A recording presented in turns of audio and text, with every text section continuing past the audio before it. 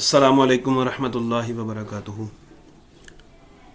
आज के लेक्चर के अंदर हमने बात करनी है कि अपील क्या होती है और इनकम टैक्स ऑर्डिनेंस 2001 के मुताबिक अपील करने का तरीक़ाकार क्या है, कौन अपील कर सकता है, कौन अपील नहीं कर सकता। इस पे आज हमारी डिस्कशन है। किसको अपील की जाएगी, अगर आपने अपील करनी है तो उसकी फ़ी क्या होगी और उसकी फ़ीस के साथ साथ उस अपील पे जो डिसीजन है वो क्या हो सकता है। और इसके साथ साथ ये भी डिस्कस करेंगे कि वो जो अपील का डिसीजन आएगा वो डिसीजन किसके साथ कम्युनिकेट किया जाएगा। ये आज के हम लेक्चर के अंदर डिस्कस करेंगे। तो सबसे पहले बात करते हैं इंट्रोडक्शन पे। ये पूरे का पूरा एक क्वेश्चन है जो कि आपको समझ लें कि बीकॉम के स्टूडेंट्स के लिए भी हेल्पफुल है और जो इंस्पेक्टर इनलैंड रेवेन्यू की तैयारी कर रहे हैं, इंटरव्यू की तैयारी कर रहे हैं, उनके लिए भी ये लेक्चर बड़ा हेल्पफुल है।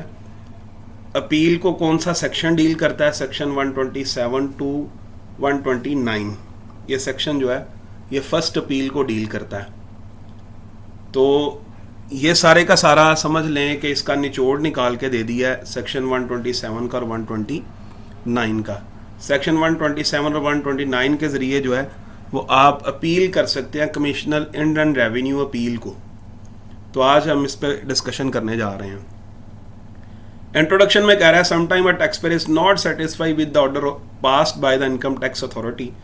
इनकम टैक्स जो अथॉरिटीज़ हैं, ठीक है, उन्होंने अगर कोई डिसीजन, कोई ऑर्डर पास किया लेकिन जो टैक्स पेयर है वो सेटिस्फाई नहीं है उस ऑर्डर के साथ, या इनकम टैक्स अथॉरिटी जो है वो अपीलेट ट्रिब्यूनल के जो फैसले से अगर वो एग्री नहीं करती, तो उस केस में इनकम टैक्स ऑर्डिनेंस 2001 जो है वो राइट देता है एग्रीड पार्टी को कि वो अपील कर सके। और अपील सिर्फ और सिर्फ उन केसेस में की जा सकती है जो इनकम टैक्स ऑर्डिनेंस अलाउ करता है। ये इसका थोड़ा सा इंट्रोडक्शन था। मतलब अगर टैक्स पेयर सेटिस्फाई नहीं है डिसीजन से, किसके डिसीजन से? इनकम टैक्स अथॉरिटीज़ के डिसीजन से।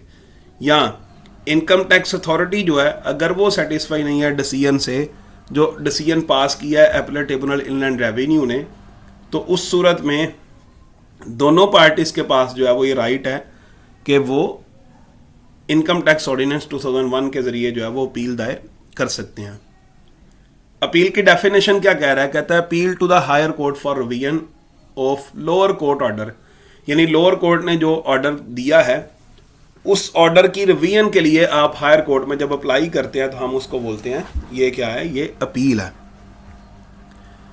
अपील तीन तरह की है। पहली अपील होती है appeal to the commissioner inland revenue, इसे फर्स्ट अपील भी कहा जाता है और ये सेक्शन 127 से लेके 129 जो है इसको डील करता है।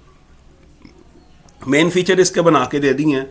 पहला फीचर बता रहा है against the order of the commissioner. Section 127 के मुताबिक आप जो है वो अपील दायर कर सकते हैं। और अपील कौन दायर करेगा? टैक्स पेयर अपील फाइल करेगा।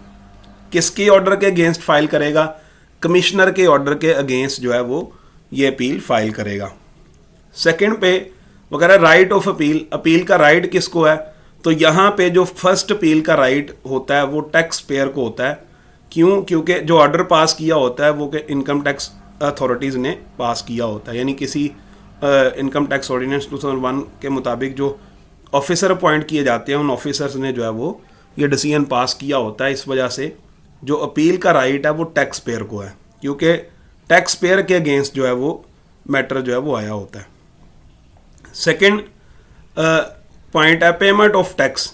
अगर जो पर्सन जो है वो अपील दायर कर रहा है, अगर उसके ऊपर कोई टैक्स ड्यू है तो जब तक वो टैक्स पे नहीं करेगा तब तक वो अपील फाइल नहीं कर सकता। हमने पढ़ा था अभी कि कब अपील फाइल हो सकती है, कौन फाइल करेगा, कौन नहीं कर सकता। तो ये सारे पॉइंट्स आज बता रहा हूँ आपको कि पेमेंट ऑफ टैक्स यानी जब तक आपके ऊपर कोई टैक्स ड्यू है, आपने पे नहीं किया, तब तक अपील फाइल नहीं कर सकते आप। टाइम ऑफ अपील, अपील का जो टाइम है वो 30 डेज़ के अंदर, यानी जब आपको ऑर्डर रिसीव हुआ उस 30 डेज़ के अंदर अंदर आप जो है वो अपील दायर कर सकते हैं। हाँ, अगर आप इनकम जो कमिश्नर जो है, कमिश्नर अपील जो है इस टाइम पीरियड को एक्सटेंड भी कर सकता है उस सूरत में जब आपको कोई रीज़नेबल कास्ट जो है वो मिल जाए। इसके बाद हम देखेंगे कि इस अपील के लिए आपने फ़ी भी पे करनी है और फ़ी कितनी पे करनी है। तो फ़ी के दो केस हैं। एक है अपील अगेंस्ट द असेसमेंट। अगर आप असेसमेंट के केस में आप अपील दायर कर रहे हैं और असेसमेंट का केस है और कंपनी यानी कि अपील दायर कर रही है, तो उस सूरत में कंपनी की फ़ी है 5000 और अगर अदर देन कंपनी होगा तो वो फ़ी है 25,000 रुपीज़, 2500 रुपीज़ है।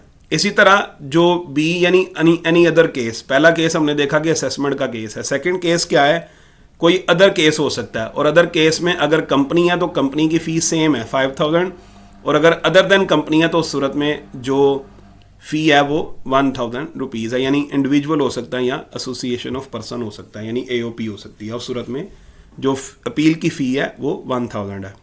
अच्छा, जब आपने अपील फाइल करनी है तो आपने कौन कौन से डॉक्यूमेंट सबमिट करवाने हैं।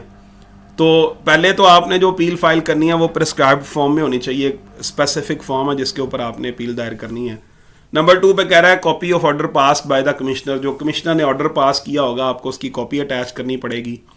रीज़न ऑफ अपील, आप क्यों अपील कर रहे हैं, और इसी के साथ आपको चलान फॉर्म जो आपने फ़ी पे की होगी उसका चलान फॉर्म साथ अटैच करना है। इसके बाद क्या होगा, इसके बाद हेयरिंग ऑफ अपील।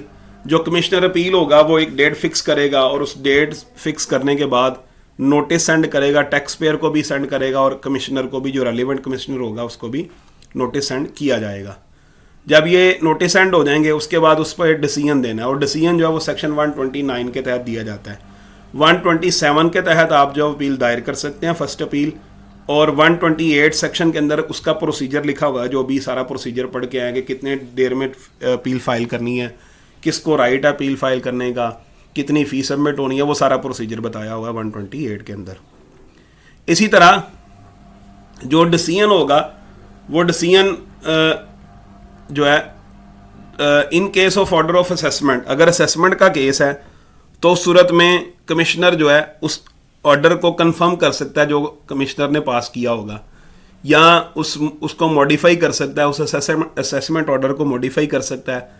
तीसरा काम कर सकता है, कैंसिल कर सकता है, ठीक है। और अपील अगेंस्ट द असेसमेंट, ठीक है। In case penalty can increase और डिक्रीज द पेनल्टी, यानी अगर पेनल्टी का मामला होगा तो सूरत में पेनल्टी कम भी हो सकती है, पेनल्टी ज़्यादा भी हो सकती है। रिफंड का केस होगा तो रिफंड ज़्यादा भी हो सकता है और कम भी किया जा सकता है। Time for decision of appeal, appeal जो आपने की है उसका कितना टाइम में आपने जो है वो ऑर्डर पास करना है। तो commissioner appeal pass the decision with in the 120 days from the filing of an appeal. Appeal file करने के 120 दिन के अंदर अंदर जो है वो डिसीजन आपने पास करना है, कमिश्नर ने अपील ने पास करना है। कमिश्नर अपील में extend this period up to further 60 days। ये इस पीरियड को एक्सटेंड भी किया जा सकता है 60 days के लिए फर्दर। अगर जो है वो कमिश्नर अपील 6 मंथ के अंदर अंदर डिसीजन नहीं देता तो ये जो फैसला इसका होगा वो टैक्स पेयर की फेवर में जाएगा। कम्युनिकेशन ऑफ अपील, यानी ये जो डिसीजन देगा उस अपील का जो डिसीजन आएगा वो किससे कम्युनिकेट किया जाएगा, तो 2 पर्सन से कम्युनिकेट किया जाएगा। एक आपका टैक्स पेयर से किया जा सकता है और दूसरा आपका जो रेलिवेंट कमिश्नर होगा उसके साथ जो है वो कम्युनिकेट किया जा सकता है।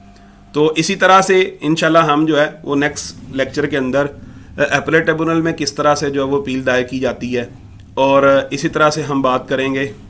बाकी इंशाल्लाह लेक्चर्स जो है वो साथ साथ रिकॉर्ड करके अपलोड करता जाऊंगा। तो आपसे गुजारिश, अगर मेरे लेक्चर पसंद आए तो इसको लाइक भी करें, सब्सक्राइब भी करें।